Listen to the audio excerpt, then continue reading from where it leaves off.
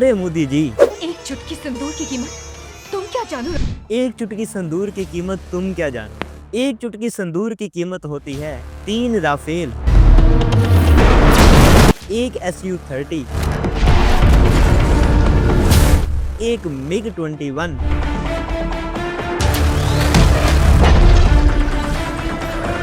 और एक S-400 air defence systems battery.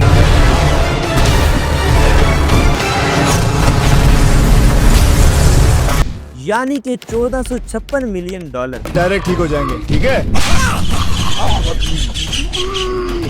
कैसा कैसा फील हो रहा है?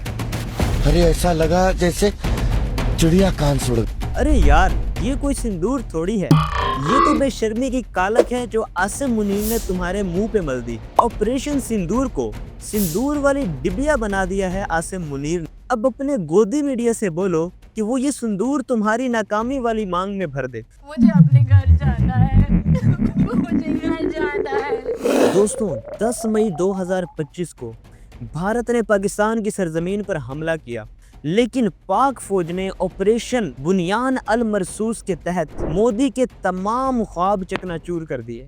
भारत ने 10 मई की सुबह हमारे नूर खान एयरबेस रावलपिंडी में, मुरीद के एयरबेस चकवाल में और रफीकी एयरबेस शोरकोट पर मिसाइल से हमला किया, जिसके नतीजे में पाकिस्तान एयरफोर्स ने ऑपरेशन बुनियान अल मरसूस के तहत उधमपुर और पठानकोट एयरबेस को मुकम्मल तौर पर तबाह कर दिया। ब्यास में भी बरामूस मिसाइल स्टोरेज को उड़ा करके रख दिया। और कहानी यहीं पर खत्म नहीं होती, उड़ी सप्लाई डिपो और KG टॉप ब्रिगेड हेडक्वार्टर को भी नेस्तो नाबूद कर दिया। इंटरनेशनल मीडिया और अल जजीरा ने पाक फौज की इस कार्रवाई की तस्दीक की है, लेकिन भारत में गोदी मीडिया ने यह प्रोपेगेंडा फैलाना शुरू कर दिया कि पाकिस्तान ने सिविल एरिया पर एयर स्ट्राइक की है। अब सिविल एरिया पे कौन बुज़दिलाना हमला करता है, ये तो आपको वीडियो में आगे पता चल ही जाएगा। दरअसल दोस्तों, ये कहानी शुरू होती है 7 मई 2025 की रात को, जब पाकिस्तानी अपने घरों में सुकून से सो रहे थे। भारत ने खामोशी से बुज़दिलाना हमला किया। भारत ने रात के इस पहर चोरों की तरह हमला करते हुए इस ऑपरेशन का नाम सिंदूर रखा।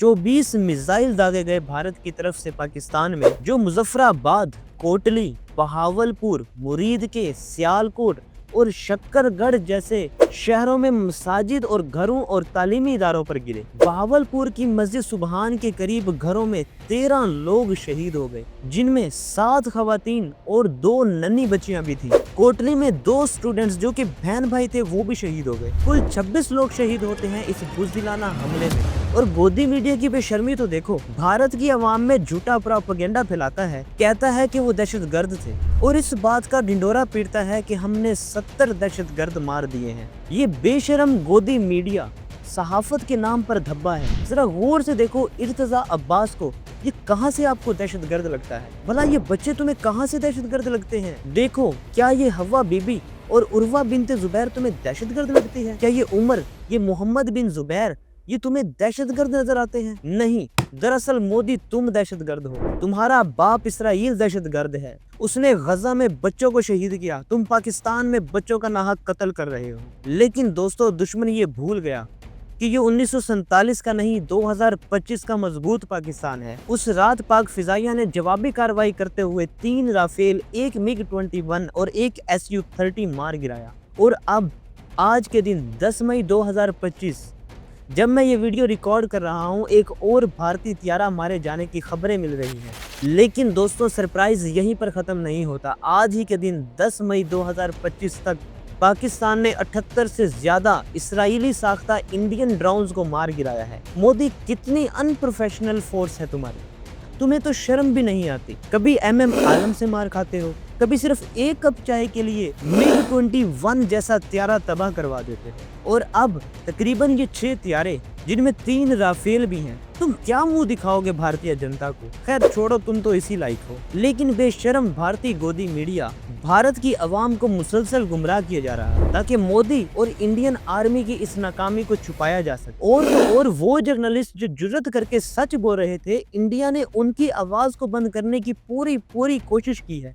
यहाँ तक कि इंडिया में सच बोलने वाले इंटरनेशनल यूट्यूब चैनल्स को ब्लॉक किया गया है, ताकि भारत की इस नाकामी को किसी न किसी तरह से छुपाया जा सके। दोस्तों, भारत ने इतना बड़ा हमला किया, लेकिन इस हमले के 13 घंटे बाद तक किसी भी भारतीय वजीर या फिर फौजी तर्जमान ने कोई स्टेटमेंट नहीं दी। आखिर 13 घंटे तक वो क्यों खामोश रहे?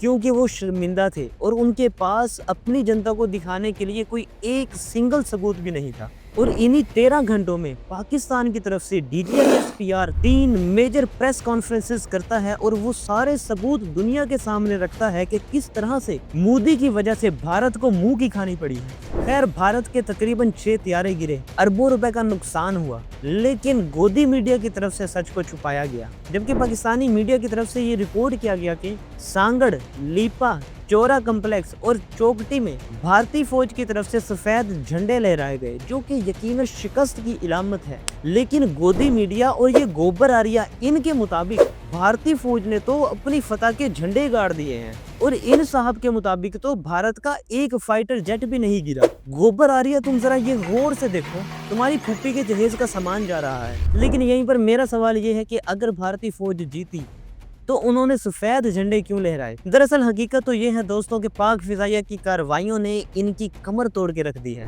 और अब ये सिर्फ झूठी खबरें फैलाकर अपनी अवाम को किसी न किसी तरह गुमराह करना चाहते हैं। अब यहीं पर मैं अपने इंडियन नाजरीन से ये कहना चाहूँगा कि आप प्लीज़ सच खबर लेने के लिए इंटरनेशनल मीडिया को देखें, ताकि आप इस मोदी की गोदी मीडिया के फरेब से बच सको। क्योंकि गोदी मीडिया और मोदी सरकार दोनों ही इस खित्ते के मुस्तकबिल को बर्बाद कर देना चाहते हैं। फिलहाल पाकिस्तान तो अपना वादा पूरा कर चुका है, जिसकी वजह से हिंदुस्तान को बड़ा ही नुकसान उठाना पड़ा है। जंग हारने के बाद मोदी ने अपने सेकंड हैंड पप्पा ट्रंप से रिक्वेस्ट करके इस जंग को रुकवा लिया है। अब पाकिस्तान क्योंकि अमन पसंद और बाशऊर मुल्क है, इसीलिए जंग बंदी में अपनी रजामंदी जाहिर कर दी। लेकिन ये बात वाजे कर दी गई है कि अगर फिर हिंदुस्तान ने कोई हमाकत की तो सख्त मुंह तोड़ जवाब दिया जाएगा। इस वीडियो के आखिर में मैं अपने हिंदुस्तानी नाजरीन से ये कहना चाहूंगा कि आप सवाल करो मोदी सरकार से कि जनाब, 2 एटॉमिक कंट्रीज को जंग में धकेल कर आपने जो चाल चली है ताकि असल मुद्दे से हिंदुस्तान के लोगों की तवज्जो हटाई जा सके। पहलगाम में मासूम हिंदुस्तानियों के कातिल कहाँ हैं? सवाल करो कि अब तक कातिलों को क्यों नहीं ढूंढा जा सका। सवाल करो कि आखिर कब तक हिंदुस्तान में मासूम लोग बलि चढ़ते रहेंगे। आखिर कब भारत हिंदू मुस्लिम तफरीक से बाहर निकलेगा। सवाल करो आखिर कब तक हिंदुस्तान में सच की आवाज को दबाया जाएगा। दोस्तों, अगर ये वीडियो पसंद आई है तो आप लाइक एंड शेयर कर सकते हैं इस वीडियो को। मजीद अपडेट्स के लिए सब्सक्राइब कर सकते हैं इस चैनल को। अब तक के लिए इतना ही। दीजिए अपने अरसलान अहमद को इजाजत। मिलते हैं अगली वीडियो में किसी नेक्स्ट टॉपिक के साथ। और हाँ, जरा ठहरो, आपकी नजर में कौन जीता कौन हारा इस जंग को? कमेंट सेक्शन में अपनी राय जरूर दीजिएगा।